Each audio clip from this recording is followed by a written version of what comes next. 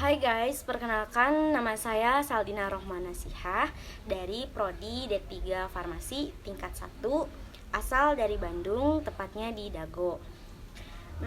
Saya di sini bakalan ngejelasin sedikit materi tentang bab 4, yaitu tentang bagaimana harmoni kewajiban dan hak negara dan warga negara dalam demokrasi yang bersumber pada kedaulatan rakyat dan masyarakat untuk mufakat. Lalu ada tentang menelusuri konsep dan urgensi harmoni, kewajiban, dan hak negara dan warga negara. Apa itu hak dan kewajiban? Nah, hak itu adalah kuasa untuk menerima atau melakukan sesuatu yang semestinya diterima atau dilakukan oleh pihak tertentu dan tidak boleh oleh pihak lain yang dibiarkan diberikan. Sedangkan kewajiban adalah beban untuk memberi sesuatu yang semestinya diberikan oleh pihak tertentu dan tidak boleh diberikan oleh pihak lain. Jadi, hak dan kewajiban yaitu merupakan sesuatu yang tidak dapat dipisahkan atau dalam artian teori korelasi yang dianut oleh pengikat utilitarisme dan hubungan timbal balik antara hak dan kewajiban.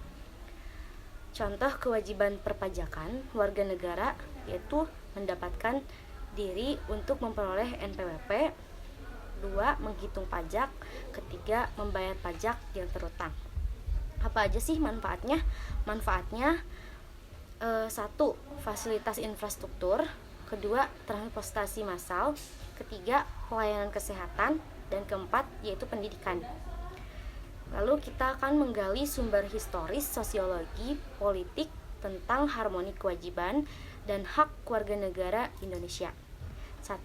Sumber historis dari John Locke, seorang filsuf Inggris abad ke-17 yang pertama kali merumuskan adanya hak alamiah yang melekat pada setiap manusia, yaitu hak dan hidup, hak kebebasan.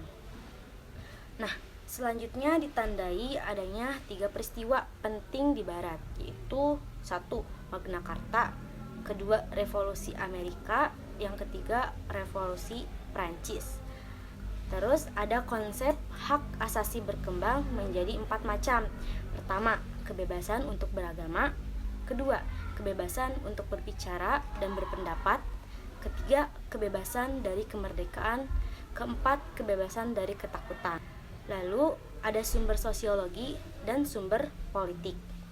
Ada satu pandangan bahwa Indonesia itu baru dibangun dan hasil perombakan terhadap keseluruhan tatanan kehidupan masa lalu dan menjamin keseimbangan antara memenuhi prinsip kebebasan, kesetaraan, dan persaudaraan.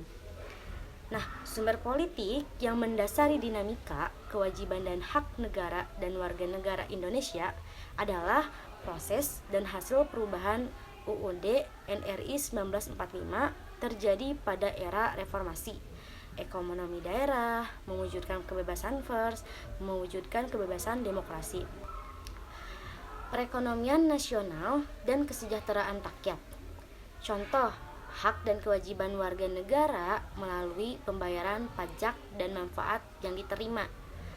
Pertama, bumi dan air dan kekayaan alam yang terkandung di dalamnya dikuasai oleh negara dan dipergunakan untuk sebesar-besar kemakmuran rakyat. Kedua, negara bertanggung jawab atas penyediaan fasilitas pelayanan dan fasilitas pelayanan untuk yang layak atau fakir miskin dan anak-anak terlantar di peliharaan oleh negara. Negara mengembangkan sistem jaminan sosial bagi seluruh rakyat dan memberdayakan masyarakat yang lemah dan tidak mampu sesuai dengan martabat kemanusiaan. Kesimpulannya, hak dan kewajiban warga negara dan negara Indonesia diatur dalam Undang-Undang NRI 1945 mulai pasal 27 sampai 34. Termasuk di dalamnya ada hak asasi manusia dan kewajiban dasar manusia. Pengaturan akan hak dan kewajiban tersebut bersifat garis besar yang penjabarannya dituangkan dalam suatu undang-undang.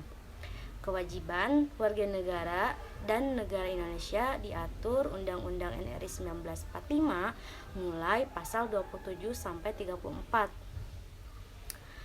Lalu, hak dan kewajiban warga negara merupakan wujud dari hubungan warga negara dan warga negara. Hak dan kewajiban bersifat timbal balik, bahwa warga negara memiliki hak dan kewajiban terhadap negara. Sebaliknya pula, memiliki hak dan kewajiban terhadap warga negara. Sekalipun aspek kewajiban asasi manusia jumlahnya lebih sedikit jika dibandingkan dengan aspek hak asasi manusia, sebagaimana tertuang dalam Undang-Undang NRI 1945.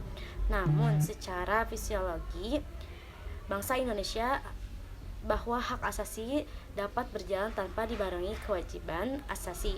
Dalam konteks ini, Indonesia menganut paham harmoni tentang kewajiban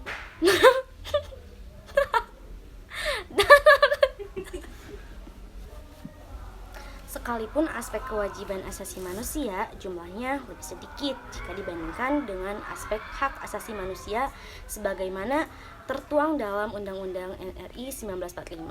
Namun secara filosofi tetap mengidentifikasikan adanya pandangan bangsa Indonesia bahwa hak asasi tidak dapat berjalan tanpa dibarengi kewajiban. Dalam konteks ini, di Indonesia menganut paham harmoni tentang kewajiban dan hak apapun sebaliknya, harmoni antara hak dan kewajiban.